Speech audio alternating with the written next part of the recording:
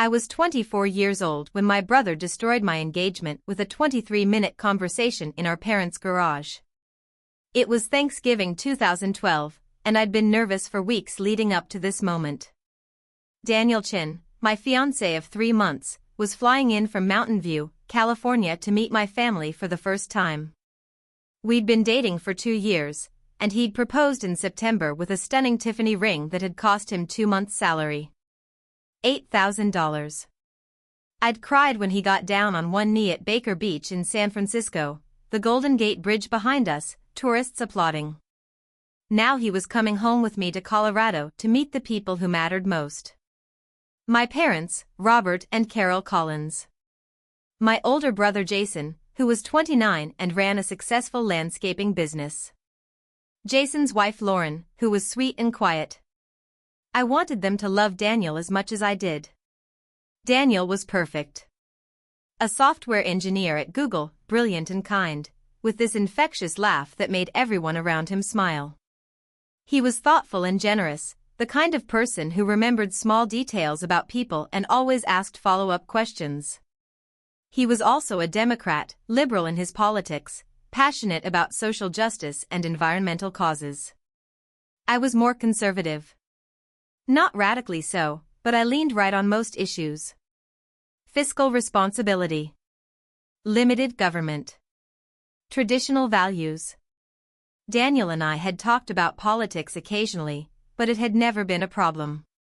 We respected each other's views. Agreed to disagree. Focused on what we had in common rather than what divided us. My family was Republican.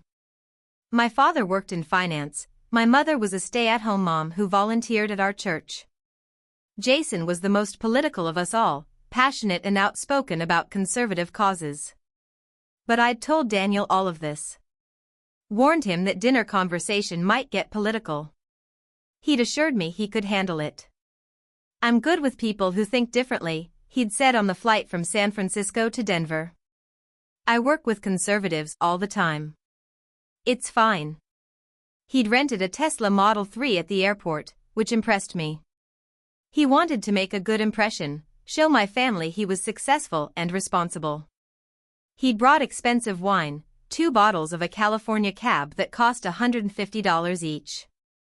Gifts for my parents. Flowers for my mother. He was trying so hard. We arrived at my parents' house in the suburbs around 2 p.m. The smell of turkey filled the air. My mother answered the door with a huge smile, pulling me into a hug. There's my girl. And you must be Daniel. Come in, come in. We've heard so much about you.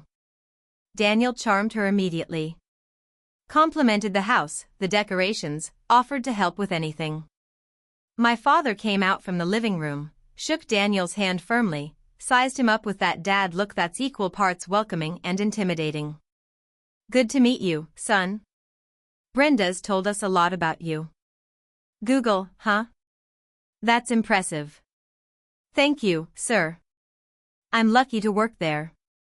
Jason and Lauren arrived shortly after, their arms full of dishes. Jason was tall and broad-shouldered, with the kind of confidence that could tip into arrogance if you didn't know him well. He shook Daniel's hand hard, held it a beat too long. So you're the guy who convinced my baby sister to move to California. I didn't convince her, Daniel said with a laugh. She got a job at Leo Burnett in San Francisco on her own. I just happened to benefit from her being in the Bay Area. Lucky you. There was something in Jason's tone that made me uneasy, but I pushed it aside. This was a big day. I wanted it to go well. Dinner was traditional Thanksgiving chaos. Turkey, stuffing, mashed potatoes, 3 different kinds of pie. We squeezed around the dining room table, everyone talking over each other, passing dishes, telling stories. Daniel fit in perfectly, laughing at my dad's jokes, asking Lauren about her teaching job, complimenting my mother's cooking. Then politics came up. It started innocuously enough. My dad mentioned something about the stock market. Jason made a comment about Obama. Daniel, trying to be diplomatic, said something about how the recovery from the 2008 recession was ongoing. Recovery? Jason laughed. We're drowning in debt. Obama's spending is out of control. Well, the stimulus was necessary to prevent a depression, Daniel said carefully. Most economists agree. Most liberal economists, Jason interrupted. Real fiscal responsibility means cutting spending, not throwing money at problems. Sometimes government spending is necessary. Like with infrastructure, education. That's what you California liberals always say. Tax and spend. That's the Democrat way. Daniel smiled, but I could see tension in his shoulders. I wouldn't say that's fair. There are plenty of fiscally responsible Democrats. Name one. The table went quiet. My mother tried to change the subject. Who wants more turkey? But Jason wasn't done. For the next 20 minutes, as we ate, he kept making digs. Comments about California being a liberal wasteland. Jokes about Google being full of socialists. Nothing directly hostile to Daniel, but pointed enough that everyone was uncomfortable. I kept trying to steer conversation elsewhere. Asked Lauren about her students. Asked my dad about his golf game. But Jason kept circling back to politics. Daniel handled it well, stayed calm and polite. But I could see he was tired. This wasn't the welcoming family dinner I'd hoped for. After dinner, the men moved to the living room while the women cleaned up. Traditional gender roles, which always annoyed me, but I didn't want to make waves today. My mother, Lauren, and I loaded the dishwasher and wrapped leftovers. Daniel seems lovely, my mother said. Very polite. Good manners. He is. I'm so happy with him, Mom. That's what matters. Though I do wonder about the political differences. You know how important values are in a marriage. We have the same values. We just disagree on policy sometimes. It's fine. Lauren was quiet, washing dishes, not meeting my eyes. I wanted to ask if she was okay, but before I could, Jason's voice boomed from the living room. Hey Daniel, want to see my workshop? I've been doing some woodworking. Built all the cabinets in the garage myself. Sure, I heard Daniel say. I'd love to see them. Great. Let's have a man-to-man talk. About serious things. My stomach dropped. Something about Jason's tone set off alarm bells. But what could I say? They were just going to look at cabinets. Right? Should I be worried? I asked my mother. About what? They're just talking. Men need to bond. But Lauren's face told a different story. She looked uncomfortable, almost pained. Like she knew something I didn't. 10 minutes passed. 15. 20. The women finished cleaning and moved to the living room. My father was watching football. I kept glancing at the door to the garage, wondering what was taking so long. How long do cabinets take to look at? I joked, but my voice was strained. Jason probably wants to vet him, my father said without taking his eyes off the TV. Make sure he's serious about you. That's what brothers do. 23 minutes after they'd gone into the garage, the door opened. Daniel emerged looking like he'd seen a ghost. His face was pale, almost gray. His eyes were red-rimmed and slightly wet, like he'd been crying or trying not to. He moved stiffly, like he was in shock. Behind him, Jason looked satisfied. Almost smug. He clapped Daniel on the shoulder, but Daniel flinched away. Everything okay? I asked, jumping up from the couch. Fine, Jason said. Just had a good talk. Man to man. Right, Daniel? Daniel didn't answer. He was staring at the floor, jaw clenched. Daniel? I moved toward him. What's wrong? He finally looked at me, and the expression in his eyes broke my heart. Hurt. Betrayal. Confusion. Like he was seeing me for the first time and didn't like what he saw. I need to go, he said quietly. What? Now? But we were going to have pie in. I need to leave. I need to think. About us. About everything. What are you talking about? What happened? Just, I need time. I'll call you. He grabbed his jacket from the coat rack and headed for the door. I followed him, panicking, trying to understand what had just happened in the span of 23 minutes. Daniel, please. Talk to me. What did Jason say to you? He paused at the door, his hand on the knob. For a moment I thought he'd turn around, explain, give me a chance to fix whatever had broken. But he just shook his head. I need to process this. I can't do this right now. And he left. Walked out of my parents' house without saying goodbye to anyone, got into his rental Tesla, and drove away. I stood in the doorway watching his taillights disappear, feeling like my world was collapsing and not understanding why. I turned back to the living room. My family was watching me with varying expressions. My mother looked concerned. My father looked uncomfortable. Lauren looked sad. Jason looked pleased with himself. What did you say to him?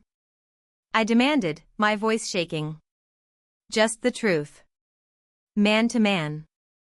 What truth? What are you talking about? That he deserves to know who he's really marrying. That's all. What does that mean? Jason shrugged. I told him about your real political views. About what you actually believe. You've been hiding it from him, haven't you? Playing moderate, not wanting to scare him off. But he deserved to know the truth. My blood ran cold. You told him what? That you're a Republican. That you're conservative. That you don't share his liberal values.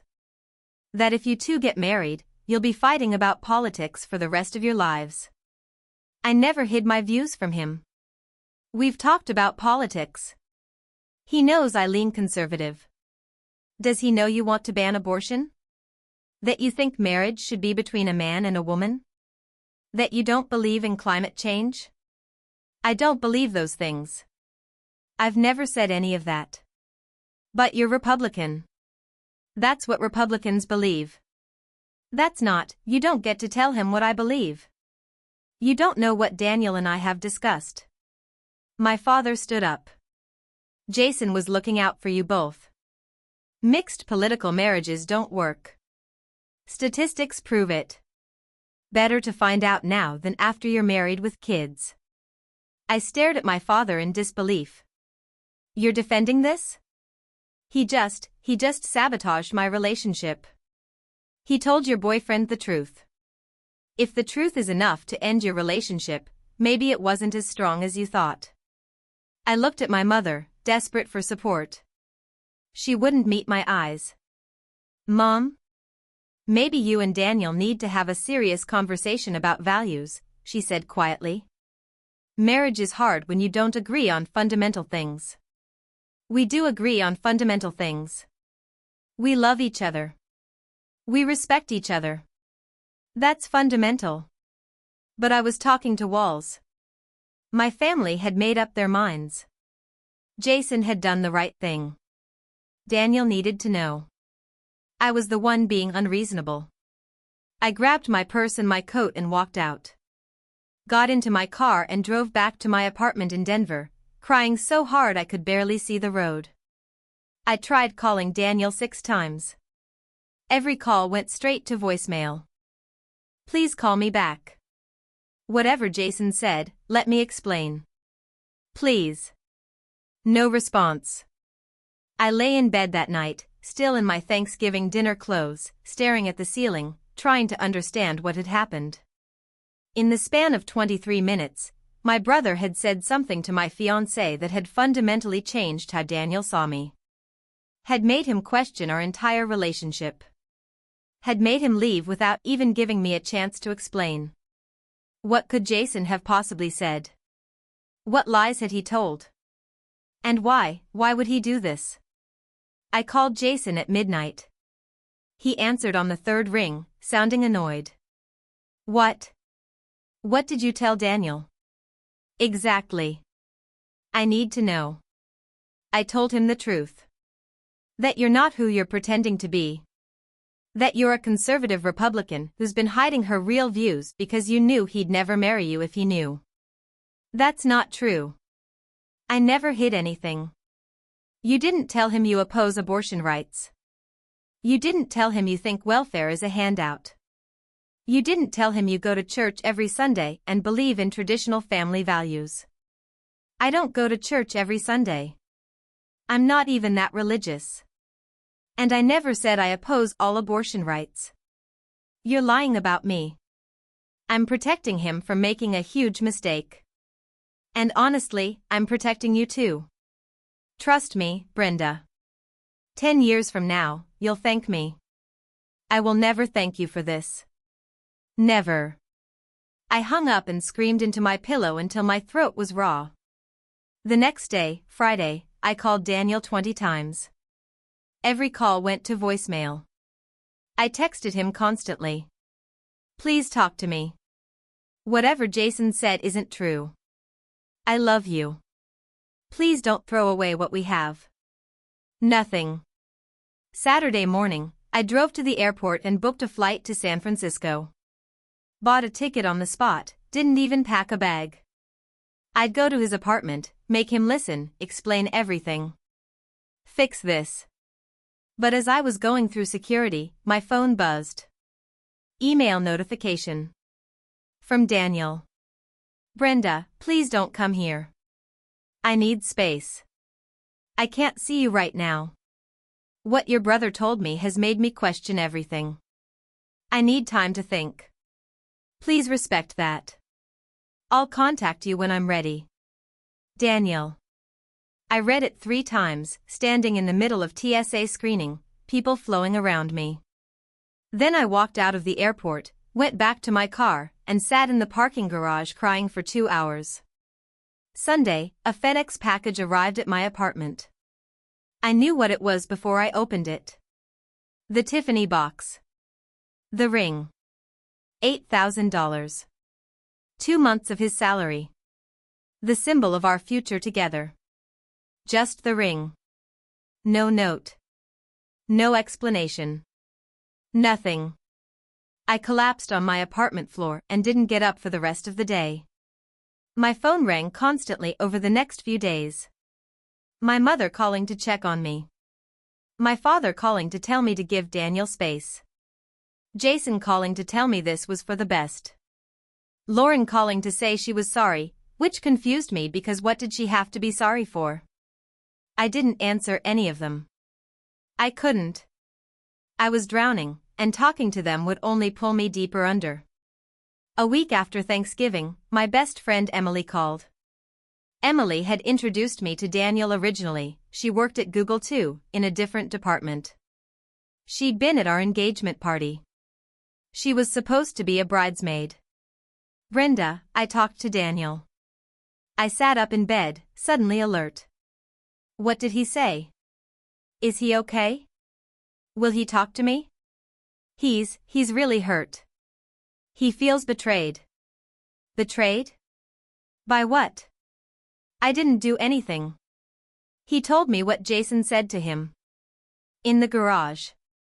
Brenda, it's bad. Like, really bad. Tell me. Please. I need to know exactly what Jason said. Emily took a deep breath. He said you're a radical Republican. That you've been lying to Daniel about your political views for 2 years. That you secretly vote against women's rights and want a total federal abortion ban with no exceptions. That you attend an evangelical megachurch regularly and donate money to anti-choice organizations. That you're planning to raise kids in a strict conservative household and you've been hiding all of this to trap him into marriage. I felt like I'd been punched in the stomach. None of that is true. None of it. I'm not radical anything. I don't go to mega churches. I'm not even that politically active. How could Daniel believe that? Because Jason was very convincing. And he framed it like he was doing Daniel a favor. Like he was saving him from making a terrible mistake. He said he had proof. That he'd seen your social media posts that you kept hidden from Daniel. That he knew about your church donations. That the whole family was worried you were deceiving Daniel. There are no social media posts. There are no church donations. Jason made all of that up. I know. I told Daniel that. I told him Jason must be lying, that you're not like that. But Daniel said, why would your own brother lie about you? What would he gain from it? Control. He wants control. He doesn't want me marrying a Democrat. He thinks mixed political marriages are doomed. He said so himself. So he destroyed your relationship to prevent a mixed political marriage? Yes. That's exactly what he did. Emily was quiet for a long moment. That's fucked up, Brenda. That's really fucked up. Will Daniel talk to me? If I explain? He said he needs time. That even if Jason exaggerated, the core of it must be true. That you must have been hiding how conservative you really are. He feels like he doesn't know you anymore. But he does know me. Nothing about me has changed. Jason just poisoned Daniel's perception of me with lies. I believe you. But I don't think Daniel does. Not yet. He's processing. He's hurt. He thinks the person he proposed to doesn't exist. So what do I do? Give him time, I guess. Let him cool down. Then try to explain. But time didn't help. 2 days later, a letter arrived. 4 pages, single-spaced, Times New Roman 12-point font. Daniel had always been thorough. I read it sitting on my couch, and by the time I finished, I was sobbing so hard I could barely breathe. Dear Brenda. I'm writing this letter because I can't have this conversation in person right now. I'm too hurt, too angry, too confused. I need to get these thoughts out while they're clear in my mind. Your brother Jason told me things about you that I didn't know. Things that, if true, fundamentally change who I thought you were. He said you're a radical Republican who has been hiding her true political views from me for our entire relationship. That you oppose abortion rights in all cases. That you attend an evangelical megachurch and donate to anti-choice organizations. That you plan to raise our future children in a strict conservative religious environment. I want to believe these things aren't true. I want to believe that your brother was lying or exaggerating. But why would he lie? What would he gain from sabotaging your happiness? He's your family. He loves you. If he's warning me about something, it must be because he genuinely believes I need to know. And even if he exaggerated, there must be some truth to it. You are conservative. You've said so yourself, though you always downplayed it. Made it seem like you were just slightly right of center on economic issues. But maybe that was the lie. Maybe you were hiding how deep your conservative beliefs actually go. I've been thinking about all the conversations we've had over the past 2 years. All the times we discussed politics and you seemed to agree with me, or at least not disagree strongly. Were you just telling me what I wanted to hear? Were you performing for me? Playing a role to keep me interested? I thought I knew you, Brenda. I thought we were honest with each other. I thought our relationship was built on trust and openness. But if you've been hiding fundamental parts of who you are, if you've been lying to me about your values and beliefs, then what do we actually have? I can't marry someone I don't trust. I can't build a life with someone who isn't honest with me. And right now, I don't know what to believe. I don't know if the person I fell in love with is real or if she was a carefully constructed performance. I'm sorry. I wish things were different. I wish your brother had never said anything. Or I wish what he said wasn't true. But I can't unhear it. I can't unknow it. And I can't move forward with someone I no longer trust. I'm returning your ring. This isn't what I wanted. This breaks my heart. But I can't marry someone I don't really know. I hope you find happiness. I hope you find someone who shares your values, whatever they actually are. I hope you learn to be honest with the people you love. Goodbye, Brenda. Daniel. I read it 3 times, each time feeling more devastated. He believed Jason. Every word. And he'd constructed this entire narrative where I was a liar and a manipulator who'd deceived him for 2 years. Nothing I said would change his mind now. He'd already decided who I was. Jason had planted seeds of doubt, and Daniel had let them grow into a forest of mistrust. My engagement was over. My relationship was destroyed. And my brother had done it deliberately, in 23 minutes, with carefully constructed lies. I tried calling Daniel one more time. Left one final voicemail. Daniel, I know you don't want to talk to me. I know you don't trust me anymore. But I need you to know that everything Jason told you was a lie. I'm not radical. I don't go to mega churches. I don't donate to anti-choice organizations. I never hid who I am from you. You know me. The real me. The person you proposed to. That person is real. She's me. Jason lied because he doesn't want me marrying a Democrat. He thinks it won't work. So he sabotaged us. And it worked. But none of what he said is true. None of it.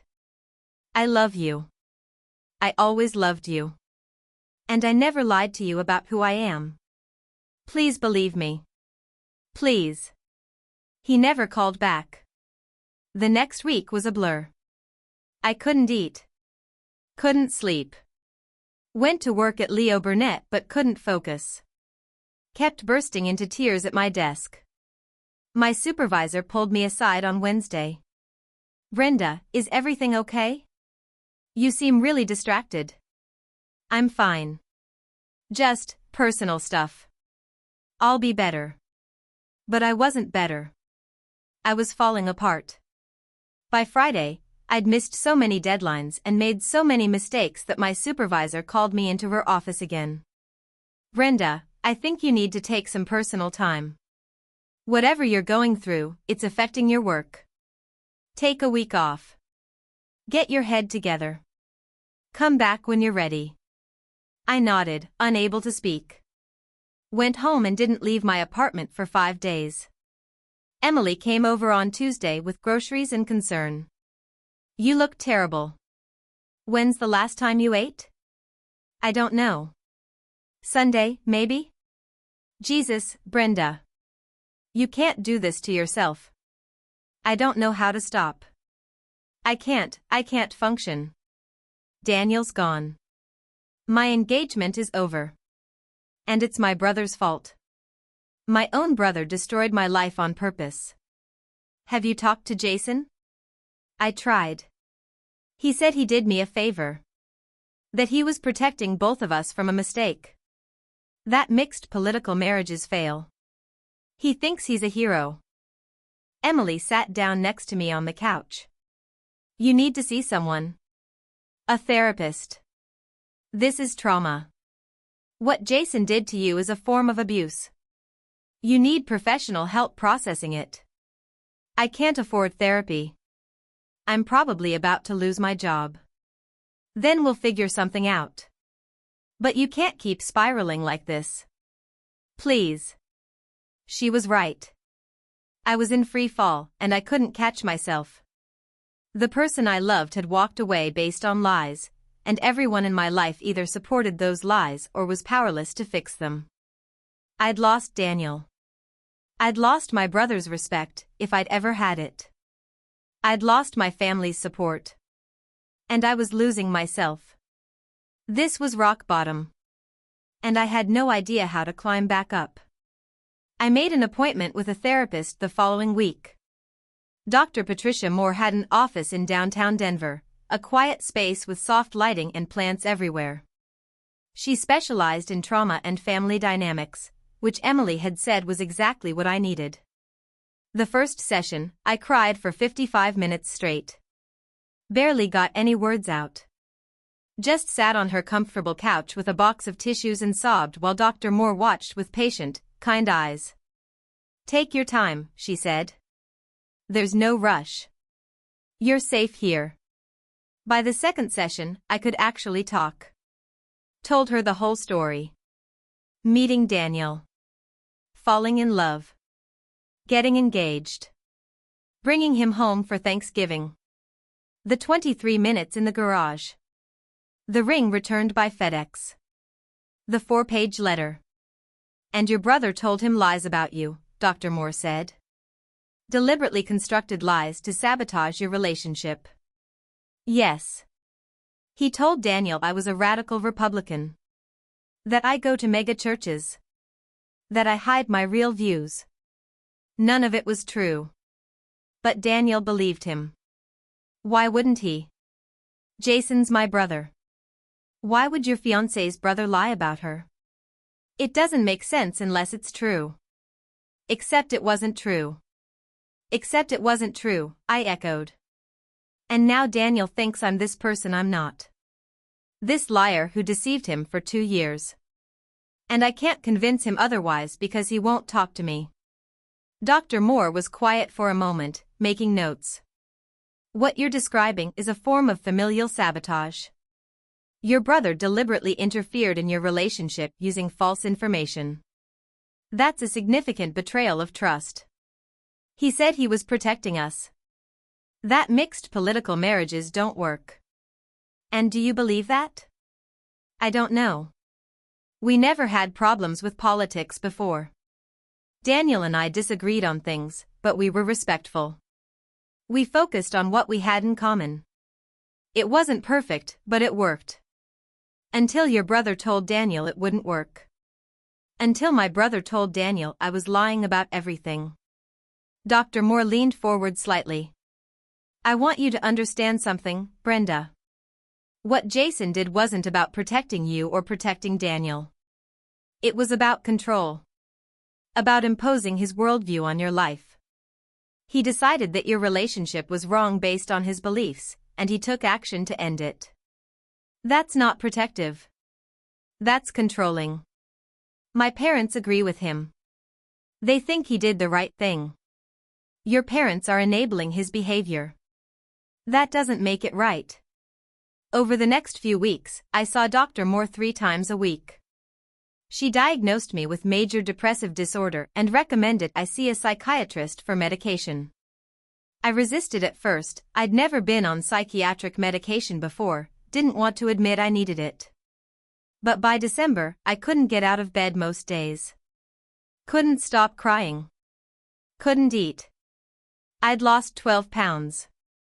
My supervisor at Leo Burnett had called twice to check on me, but I couldn't bring myself to go back to work. I made an appointment with a psychiatrist Dr. Moore recommended.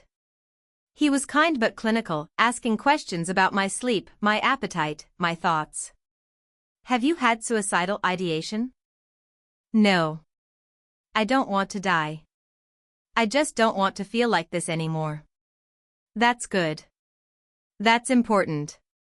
I'm going to start you on Zoloft, 100 milligrams. It'll take a few weeks to work, but it should help with the depression. And I'm prescribing Xanax for sleep and anxiety, 2 milligrams as needed. Take it at night when you can't sleep. The medications helped. Not immediately, but gradually.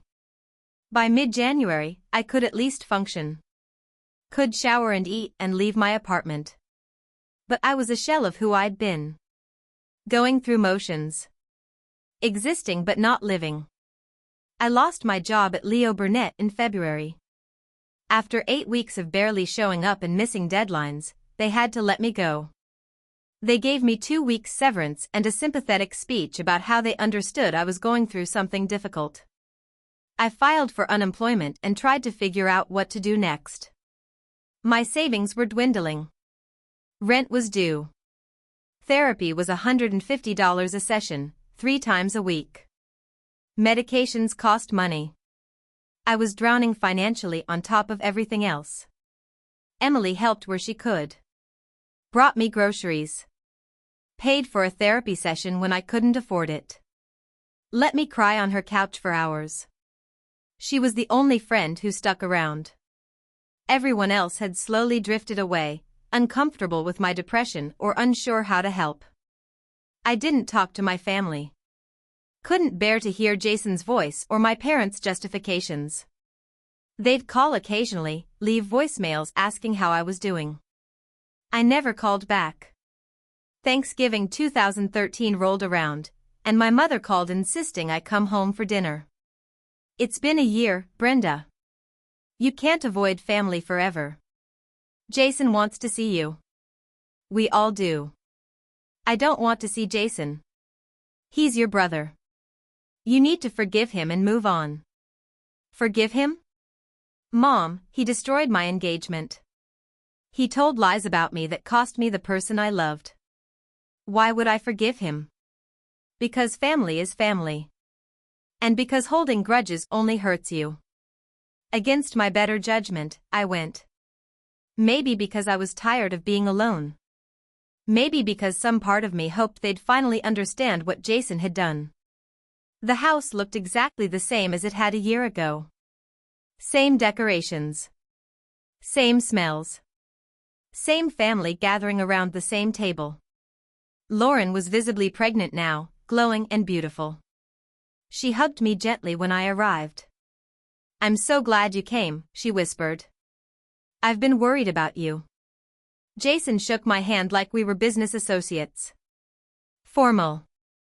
Distant. No hug. No warmth. Good to see you, Brenda. You look thin. You eating okay? I'm fine. Dinner was uncomfortable. Everyone trying too hard to act normal. My mother asking questions about my life that I answered in monosyllables. My father talking about football. Jason discussing his landscaping business, which was apparently thriving. He'd bought a new truck. Hired 2 more employees. Business was booming. Meanwhile, I was unemployed, depressed, and barely holding my life together. Halfway through dinner, someone asked about Daniel. I couldn't remember who. Maybe my dad. Maybe just general conversation. But suddenly everyone was looking at me, waiting for an answer. We broke up, I said quietly. Over a year ago. You all know that. That's too bad, my mother said. He seemed nice. Jason set down his fork. I saved that guy from a huge mistake. The table went silent. I stared at him, unable to believe he'd just said that out loud. What did you say? I said I saved him from a mistake. Mixed political marriages don't work long-term. I read a study. Pew Research. 80% end in divorce. I did both of you a favor. You told him lies about me. You said I go to mega churches. You said I'm radical. You said I was hiding who I am. None of that was true. I told him you're a Republican and he's a Democrat.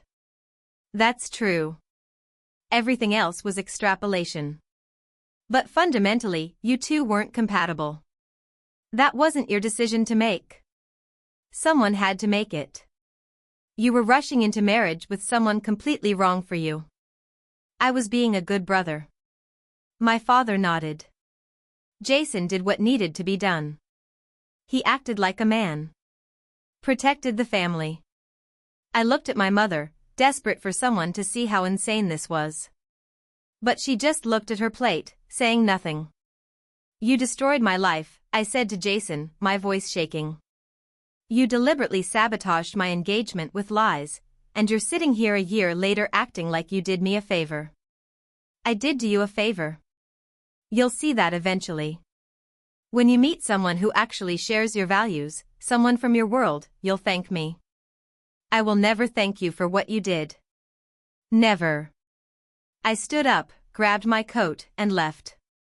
Drove home crying so hard I had to pull over twice because I couldn't see the road. That was the last family dinner I attended for a long time. I went low contact after that. Minimal communication. Didn't return calls. Didn't show up for holidays. My family had made it clear where they stood, and it wasn't with me. The months blurred together. Winter turned to spring. Spring to summer. I was still in therapy, still on medication. The depression was manageable now, not the suffocating weight it had been. But I was changed. Fundamentally different than I'd been before that Thanksgiving. I started freelancing in marketing. Small projects. Building websites. Managing social media accounts. It wasn't Leo Burnett, but it paid rent. Slowly, painfully, I rebuilt some semblance of a career. I also started dating again, though it felt impossible. How could I trust anyone after what happened with Daniel? How could I open up to someone new when the last person I loved had believed lies about me so easily? Dr. Moore said it would take time. That trust issues after betrayal were normal. That I shouldn't rush myself. You're healing, she said. It's not linear. Some days will be better than others. But you're moving forward. I wanted to believe her. In 2015, 3 years after Daniel, I met Marcus at a networking event. He was a software developer, like Daniel had been. But he worked for a smaller company, was less intense, more laid back. He had kind eyes and an easy laugh. We started talking about work. Then about Colorado. Then about everything else. At the end of the night, he asked for my number. I'd like to take you out sometime. If you're interested. I hesitated. The last relationship I'd had ended in disaster. The last man I'd loved had walked away thinking I was a liar. Did I really want to risk that again? But Marcus was smiling at me with such genuine warmth that I found myself saying yes. On our third date, I told him about Daniel. About my engagement ending. About my brother's sabotage. I needed him to know. Needed to see how he'd react. That's awful, Marcus said. Your own brother did that? He thought he was helping. Thought mixed political marriages don't work. Do you believe that? I don't know. Daniel and I never had problems with politics until Jason convinced him we did.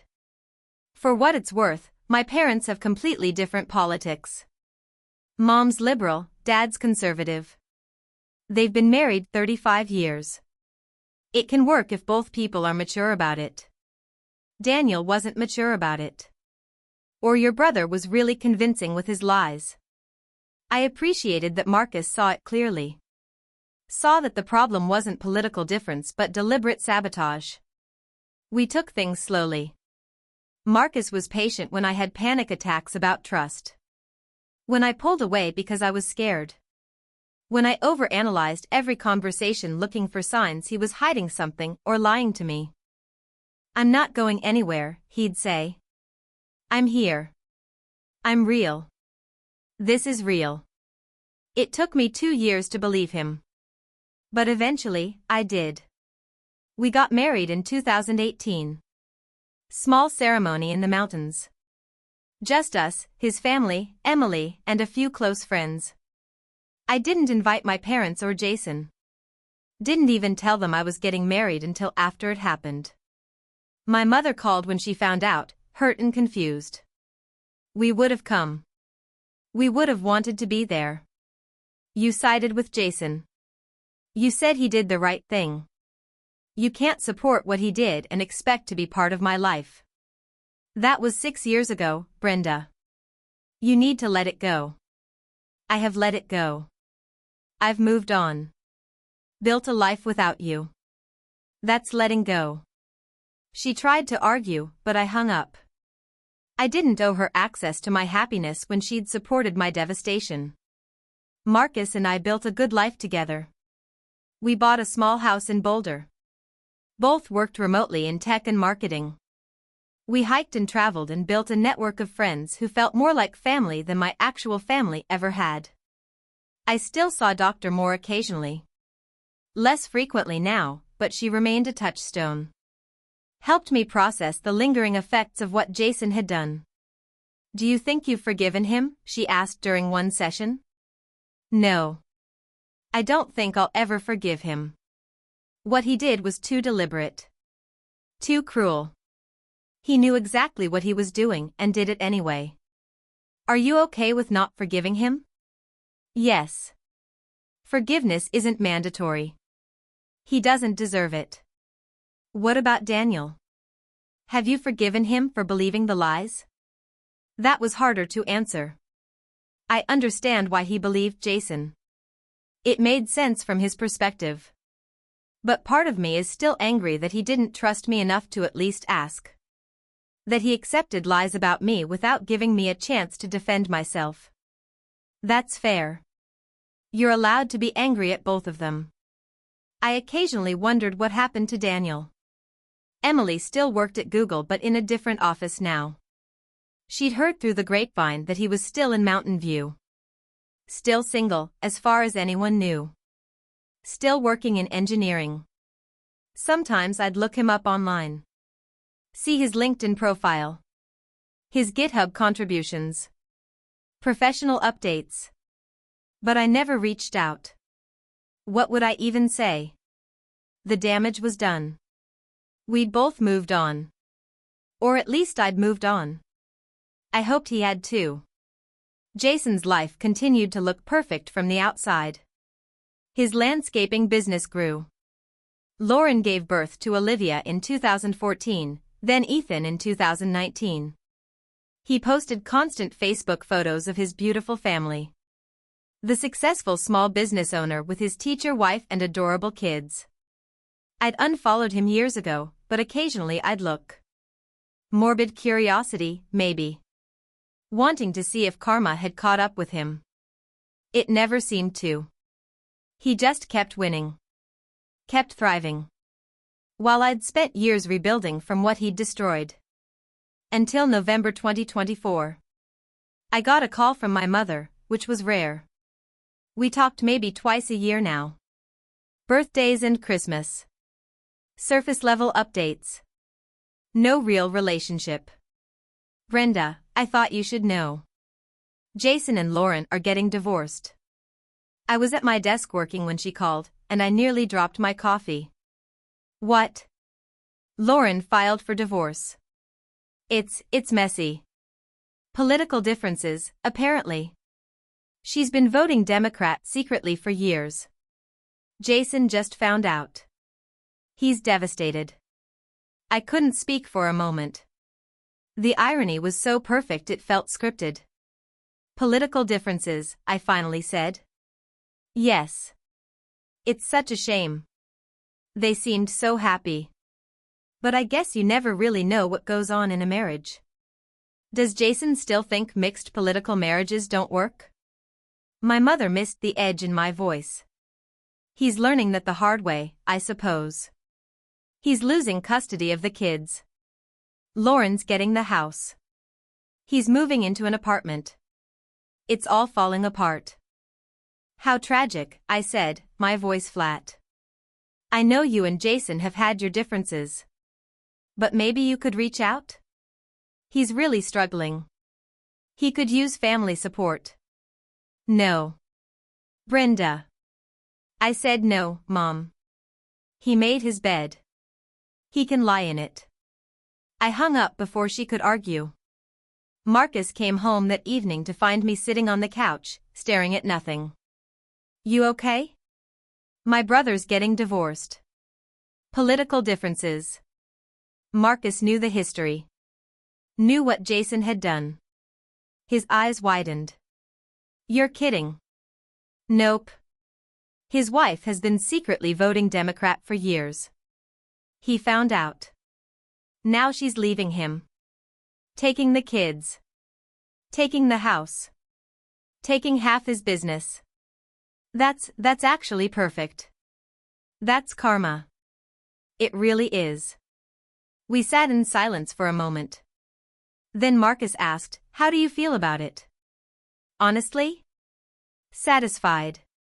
"Is that terrible?" "No. It's human. He destroyed your engagement over political differences. Now his marriage is ending for the same reason. That's poetic justice." But I didn't hear from Jason directly. He'd made no attempt to contact me in years. Why would he start now? Then, 3 weeks later, my phone rang at 11:20 at night. Unknown Colorado number. Marcus was already asleep. I almost didn't answer. But something made me pick up. "Hello? Brenda." A man's voice, rough with crying. "Brenda, it's Jason." I sat up in bed, suddenly wide awake. 11 years. 11 years since we'd really spoken. "What do you want?" I'm losing everything. Everything I built for 12 years. My kids. I only see them on weekends now. 2 days a week. My house. Lauren's keeping it. Half my business. She's taking half of everything. It's all falling apart. He was crying openly now. Sobbing. I could hear him trying to catch his breath. "I'm sorry to hear that," I said carefully. "You went through this. With Daniel. Politics destroyed your relationship too. You understand what this feels like. Tell me how you survived it. How do you get through losing everything?" "I'm going crazy, Brenda. I don't know what to do." I waited. Counted silently to 60. Let him cry and gasp and wait for me to respond. Let the silence stretch until it was uncomfortable. Then I spoke, my voice cold and clear. "No, Jason. You're absolutely wrong." "What?" "Politics did not destroy my relationship with Daniel. But you two broke up because of political differences." "No. We broke up because you destroyed it. You. Personally.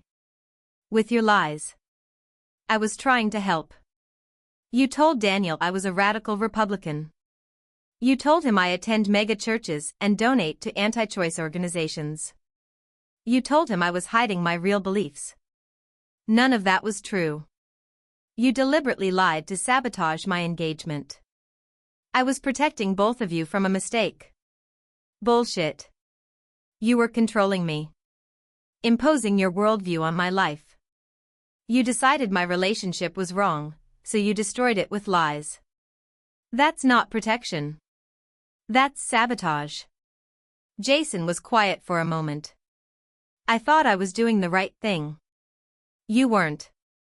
And now you know how it feels. When politics takes away the person you love. When everything falls apart.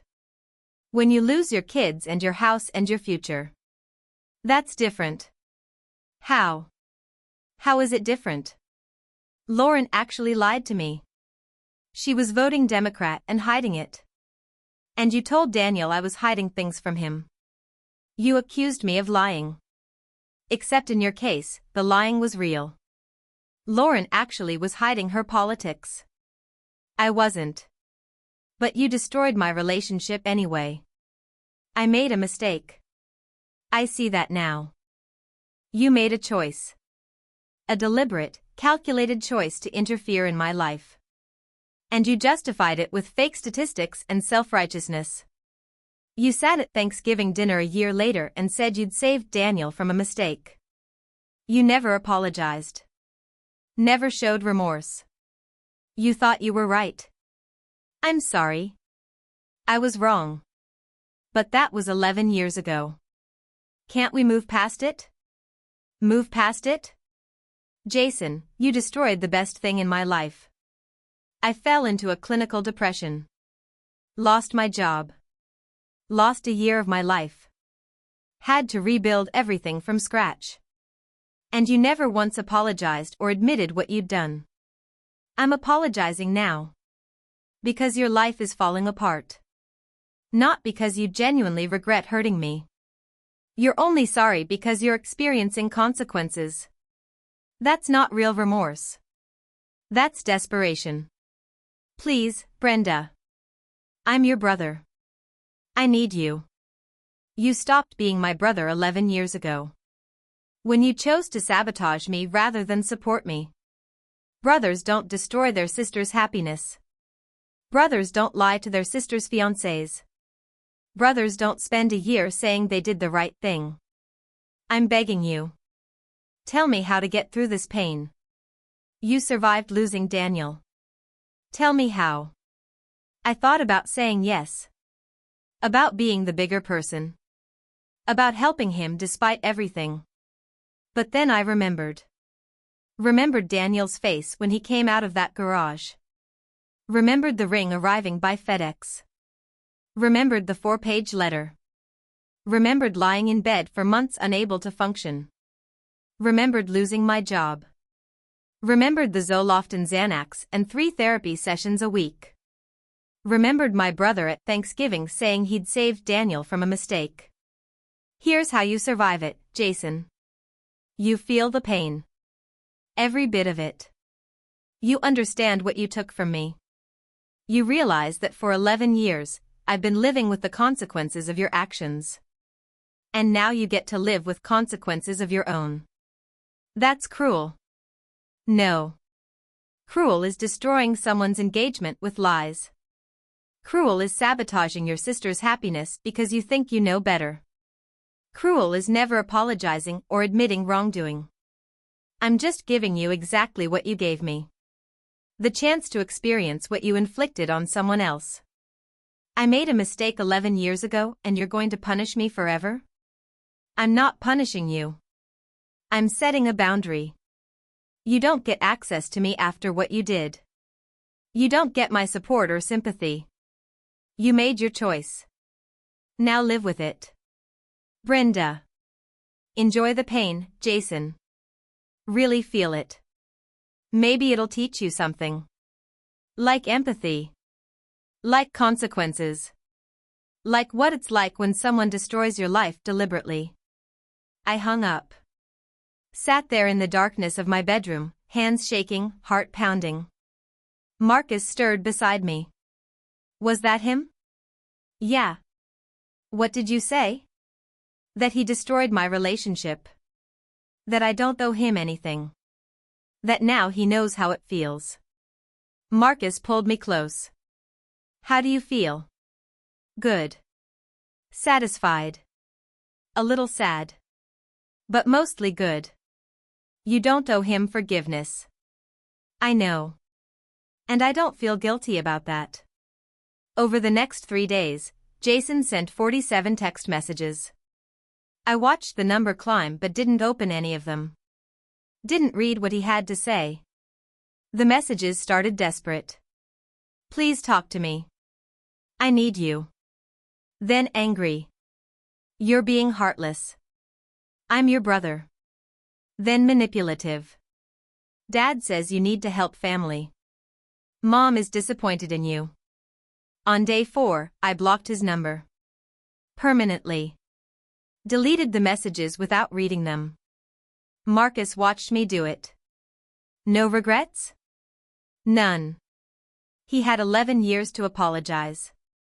To make amends. He only reached out when his life fell apart. That's not genuine. That's opportunistic. Your parents are going to be upset. They've been upset with me for 11 years. This changes nothing. My mother called that evening from my father's phone, knowing I'd blocked hers. Brenda, Jason is devastated. He needs family. You need to forgive him. No, I don't. He made a mistake over a decade ago. You can't hold a grudge forever.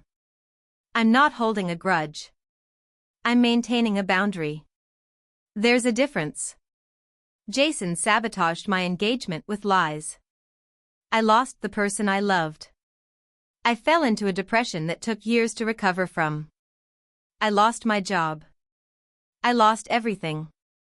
And he never apologized. Never showed remorse. Now his life is falling apart for similar reasons, and he wants sympathy. I don't have any to give. That's cruel, Brenda. No, Mom. What Jason did was cruel. What I'm doing is self-protection. She tried to argue, but I ended the call. Blocked my father's number too. Then Jason's work number when he tried calling from there. Built a wall of blocked numbers between myself and a family that had never really supported me. Dr. Moore's words from years ago came back to me, you're allowed to protect yourself. Forgiveness isn't mandatory. Some bridges need to stay burned. I thought about Daniel sometimes.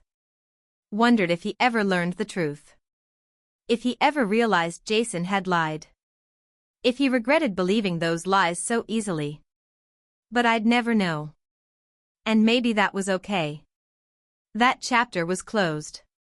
We'd both moved on. Built different lives. I had Marcus. A good marriage based on trust and honesty.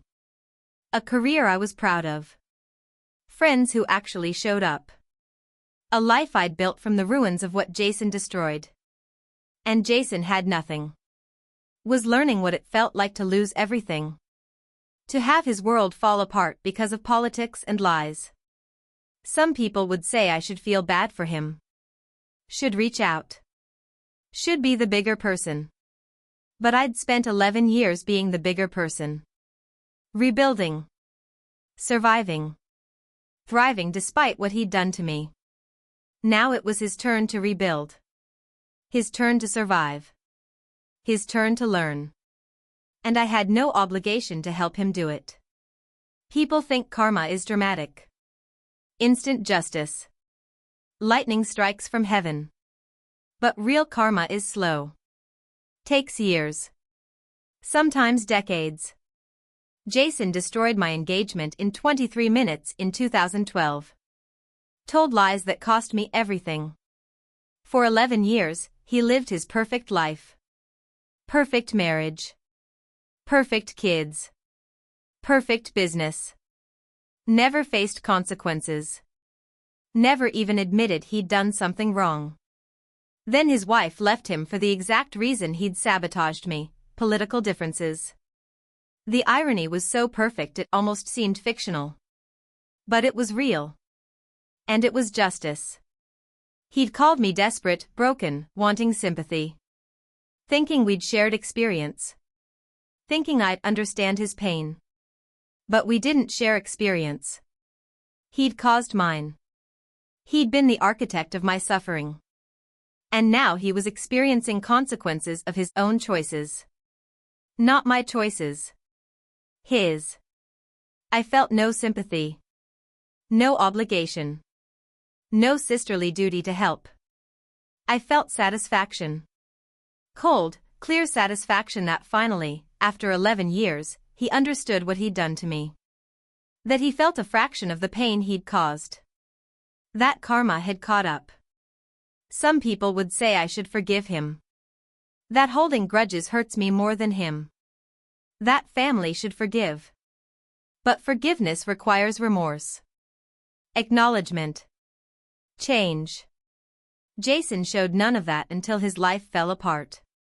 That's not remorse. That's desperation. I didn't forgive him. I didn't feel obligated to help him. I didn't care about his suffering. He destroyed my relationship deliberately, with lies, with malice, with self-righteousness. Now he got to feel what that was like. And I slept just fine at night. Marcus found me on the couch that evening, staring at nothing. Still thinking about Jason? Yeah. Is that weird? No. This is big. Your brother who destroyed your engagement is now experiencing what he put you through. It's natural to process that. I keep waiting to feel guilty. To feel bad for not helping him. But I don't.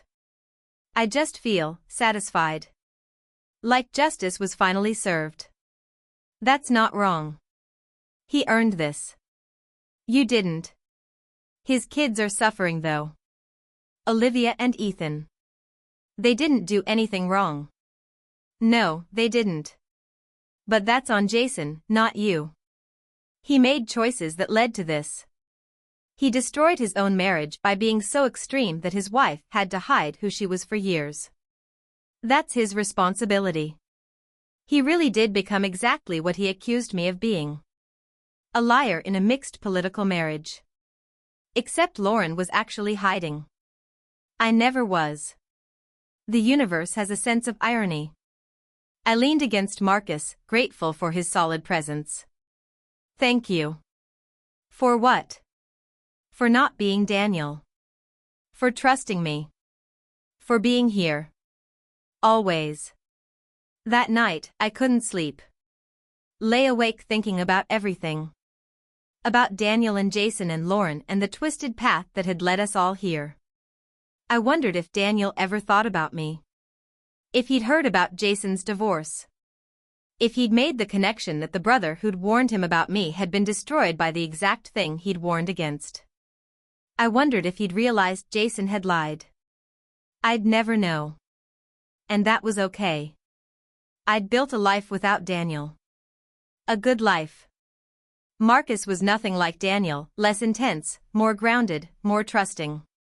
We had a different dynamic. But it worked. It was real. It was ours. And I'd built that life despite Jason. Despite my family. Despite losing everything. I was stronger now than I'd been at 24. Wiser.